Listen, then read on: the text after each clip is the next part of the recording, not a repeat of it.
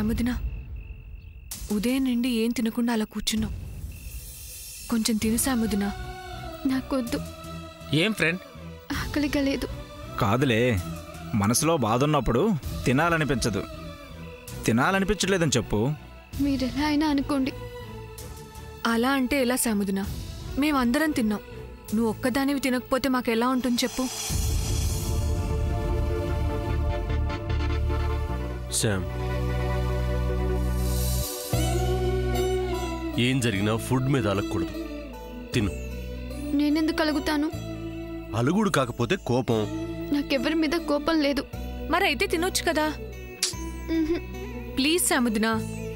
వద్దని చెప్తున్నాను కదా, ఎందుకు ఫోర్స్ చేస్తున్నారు?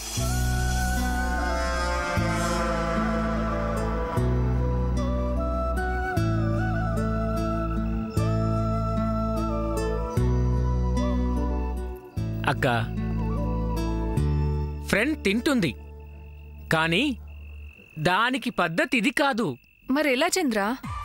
ఇంతమంది ఇన్ని రకాలుగా బతిమలాడుతున్నా తింటం లేదు కదా చంద్ర. అబ్బా, అది కాదు బావగారు.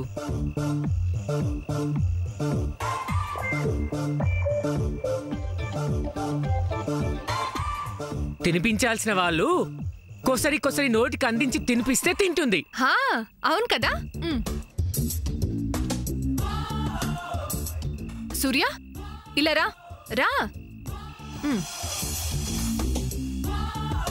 ఇక్కడ కూర్చో. రా కూర్చో.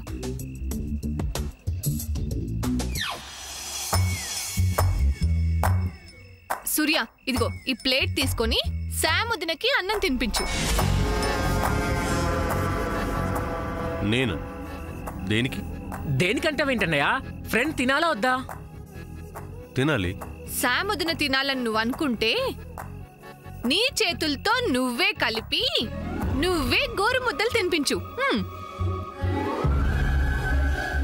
సూర్య గారు, ఏంటి ఇంకా ఆలోచిస్తున్నారు? ఫ్రెండ్కు తినిపించడం నీకు ఇష్టం లేదా అన్నయ్య?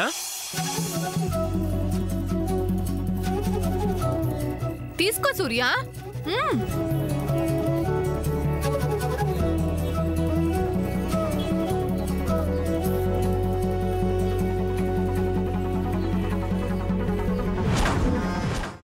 అమ్మా, అలాంటి వాళ్ళది నిజమైన ప్రేమ కాదు, అది వ్యామోహం. ఎగ్జాక్ట్లీ చిన్నత్త. నిజంగా ప్రేమించుకున్న వాళ్ళు అలా చేయరు. ఎంత మనసు విరిగిపోతే కన్న కూతుర్ని పట్టుకొని మా దృష్టిలో చచ్చిపోయా ఉంటుందా తల్లి?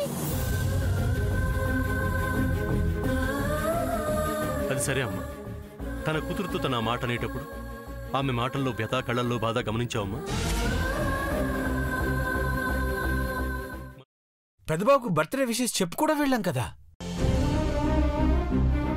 ఊరికే ఎలా కాలిపోతుంది?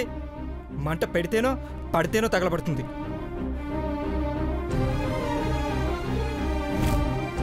కరెక్ట్ చిన్నబాబు, నీకొచ్చినట్టే నాకు డౌట్ వచ్చింది. పార్వతే షర్టును తగలబెట్టిందనుకుంటా.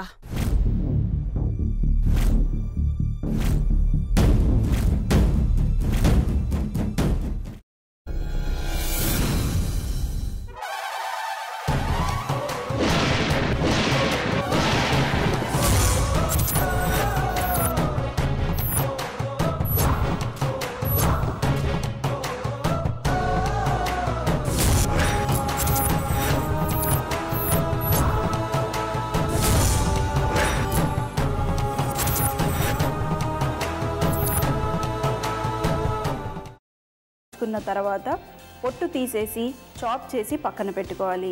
ఒక ప్యాన్లో కొద్దిగా నూనె వేడి చేసి అందులో ఆవాలు, మినప్పప్పు, శనగపప్పు, కరివేపాకు, సన్నగా తరిగి పెట్టుకున్న ఉల్లిపాయలు వేసుకుని 1 నిమిషం పాటు వేయించుకోవాలి. ఆ తర్వాత కాల్చి కట్ చేసి పెట్టుకున్న వంకాయని కూడా అందులో వేసుకుని బాగా మిక్స్ చేసి బౌల్లోకి ట్రాన్స్ఫర్ చేసుకుని అందులో తగినంత చిక్కటి పెరుగు లేదా పల్చటి పెరుగు వేసుకుని మిక్స్ చేసి అన్నంతో కానివ్వండి, చపాతీతో కానివ్వండి సర్వ్ చేసినా చాలా బాగుంటుంది.